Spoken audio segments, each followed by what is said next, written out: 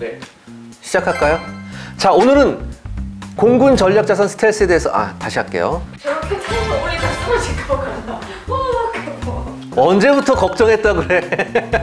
진짜. 아니 방송 나가야 되니까. 욕한 것들.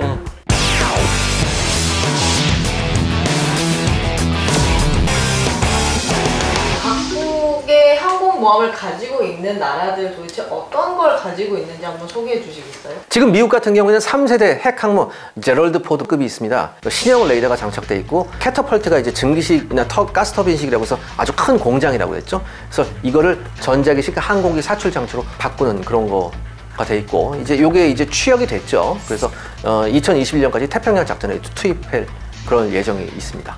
니미츠급 같은 경우는 보통 이제 9만 톤급에서 10만 톤급인데, 우리가 이제 뭐 보통 뉴스에서 미국의 항공모함이 나왔다 했을 때 가장 쉽게 볼 수 있는 겁니다. 항공기 탑재량은 한 80기 정도 탑재가 가능한데, 그 중에서 전투기 같은 경우는 한 50기 정도 탑재가 가능하고요. 뭐 옛날에 뭐 엔터프라이즈 같은 거 전투기 100대 실었는데 거기에 탑재되어 있는 전투기 50대가 보통 우리가 가지고 있는 F-15K하고 비슷한 한 50대 싣고 있다고 생각하면 돼요. 자, 그렇다면 여러분들, 우리가 지금 F-15K 몇 대 가지고 있어요? 그렇게 생각하시면 우리 답이 나오죠. 웬만한 항공모함이 딱 하나 뜨면 웬만한 나라의 공군력하고 맞먹습니다. 근데 이거에 더 발전형이 나왔단 말이죠. 배수량 11만 2천 톤급짜리가 나왔다. 원자력 2기가 있고 전체 길이가 한 330m가 넘어요. 폭은 한 78m 정도 되고, 그 다음에 이제 함재기가 한 75대 정도 들어갑니다. 한 10m 나오네. 항공모함이 도대체 왜 무서운 건가? 자, 그렇다면 가장 중요한 게, 항공모함에서 전투기를 투사했어요. 한 번 가서 따다닥 하고 와요. 한 번 공격 작전을 나갔다 돌아오는 걸 우리가 뭐라고 그래요? 소티라고 하죠. 이 소티를 얼마만큼 돌릴 수 있는가, 항공모함이. 그게 중요한 거예요. 지금 제가 방금 말씀드린 이 니미츠급 같은 경우에는 전쟁이 발발해서 24시간 동안 거의 200소티를 기록했습니다. 쉽게 말해서 첫 번째 공격대 10대에서 15대 정도로 구성된 항공단 하나를 보냅니다. 두 번째 항공단이 대기하고 있죠. 돌아오기 직전에 얘네가 떠요. 그 다음에 얘네가 뜬 상태에서 첫 번째 갔던 애들이 뭡니까? 착함을 하죠. 착함하자마자 얘네들은 다시 뭡니까? 정비하죠. 무장 탑재하고 연료 주입하고. 그 와중에 세 번째 공격대가 준비하고 있고, 두 번째 공격대가 돌아오기 전에 뜹니다. 세 번째 공격대가 발진하자마자 두 번째 공격대가 바로 착함을 하죠. 그러니까 24시간 동안 요거를 200소티 돌리더라. 싸우겠냐고, 여러분. 그러니까 2004년 같은 경우에 무슨 기록이 있었냐면은 4일간 지속적으로 230소티를 돌았어요, 항공모함에서. 어마어마하죠. 그러니까 보통 24시간 작전할 때 200회 이상이라고 하면은 웬만한 나라의 공군기지에서도 소화하기 힘든 소티 규모입니다.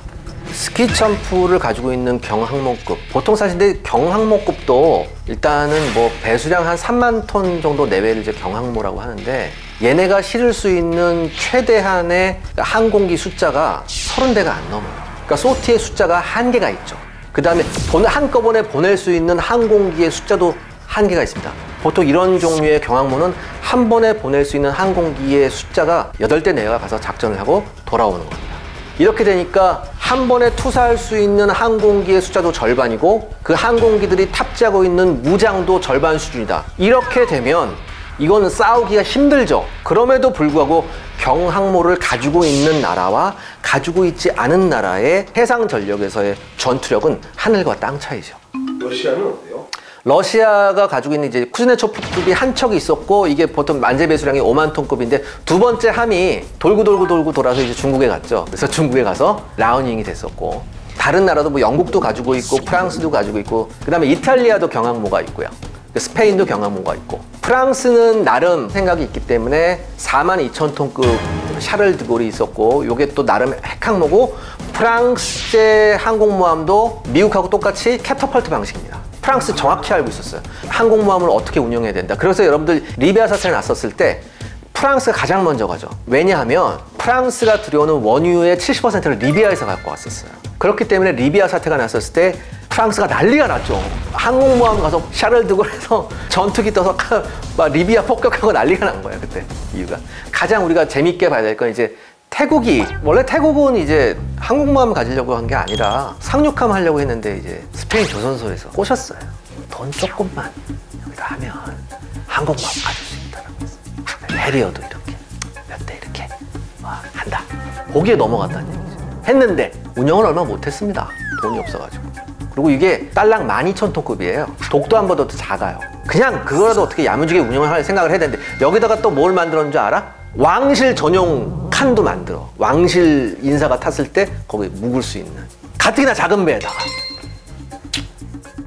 저희가 이제 조금 이제 긴장하기 시작하는 게 이제 중국이랑 일본에서 항공모함을 가진다 혹은 네. 항공모함을 만든다 이런 얘기가 계속 나오고 있기 때문이거든요. 그렇죠. 중국이 처음에 이제 이게 쿠즈네초프 2번급을 나렌항으로 가지고 와서 이제 개수공사를 했었어요. 처음에 들어가 보니까 엉망이더래. 뭐 십몇 년 돌고 돌았었거든.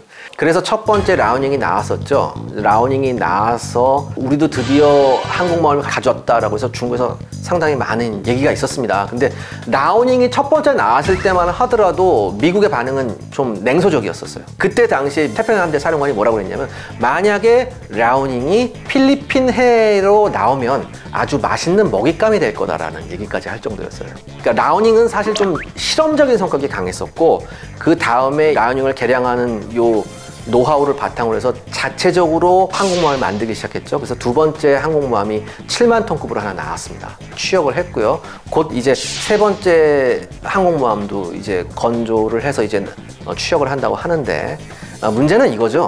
우리가 항상 중국제 무기를 얘기할 때 이렇게 얘기합니다. 뭐 아직은 뭐 저수준이야. 쟤네 나온 거 저수준. 그런데 여러분 중요한 게 뭐냐면 첫 번째가 나오고 두 번째가 나오고 세 번째가 나오면 가면 갈수록 중국제 무기가 고도화돼요. 훨씬 나아진다는 얘기예요. 그러니까 우리는 이걸 간과해서는 안 됩니다. 그리고 왜 계속해서 중국이 항공모함을 그렇게 가지려고 하느냐. 남중국해뿐만 아니라 걸쳐있는 인도양까지 자기의 세력을 투사하기를 원해요. 더 나아가선 궁극적인 목적은 어딥니까? 태평양이겠죠. 그리고 그 다롄항 위치가 어디예요? 저 산둥반도 쪽, 저 안쪽으로 들어가는 쪽이잖아요. 다롄항에서 항공모함이 나오면 필연적으로 우리의 서해 쪽으로 가요. 이거는 우리나라한테도 편치 않은 상황이에요. 매우 편치 않은 상황이에요. 일본 같은 경우에는 어떻게 보면 미국보다 훨씬 더 민감하게 중국의 대양 패권에 대해서 신경을 쓰고 있는데 일본은 이제 독도함하고 비슷한 혹은 독도함보다 한둘레 큰 그런 호위함이 있죠. 이즈모급이라고. 이즈모급 같은 경우에는 아예 처음부터 고정익 항공기의 운영을 염두에 뒀다고 얘기를 해요. 경항공모함의 가장 최소의 조건이 뭐냐면 길이 200m, 폭 32m예요. 근데 이즈모급은 길이 250m, 폭 38m입니다. 그래서 지금 나오는 얘기가 뭐냐면 갑판만 내열 처리하면 지금 당장이라도 F-35B를 운용할 수 있다라고 이렇게 얘기를 해요. 왜냐하면 이즈모급 같은 경우에는 항공 통제 제어 시스템이 고정익 항공기에 맞춰져 있어요. 그 다음에 이 이즈모 다음으로 나오는 거 이렇게 지금 하나 벌써 취역을 했죠. 그 다음에 또 만들고 있는 걸로 제가 알고 있는데 총 이런 게 4척이 나온다고 하는데 이 4척 모두 충분히 F-35B 전투기를 운용할 수 있는 능력이 있습니다. 중국도 일단 항모 건조를 시작했고 네. 일본도 굉장히 집중을 하고 있고 네. 우리도 항모를 그럼 가져야 할까요? 대단히 민감한 문제입니다. 적극적으로 항공모함을 보유해야 된다고 주장하시는 분도 계시고 근데 이런 걸 한번 좀 생각해 봤으면 좋겠어요. 우리나라의 지정학적 위치, 즉 우리가 중국하고 얼마만큼의 영해를 공유하고 있느냐, 일본과도 우리가 얼마만큼 떨어져 있고 일본과도 얼마만큼 우리가 영해를 공유하고 있느냐, 이걸 한번 생각을 해봐야 되죠. 그런 면에서 봤을 땐 항공모함의 보유에 대해서는 조금 더 현실적이고 진지한 토론이 필요하고 전문가 집단, 쉽게 말해서 해군이겠죠. 해군 싱크탱크에 조금 더 현실적인 고려랄까? 이런 게 필요하지 않을까? 저는 그렇게 생각을 합니다.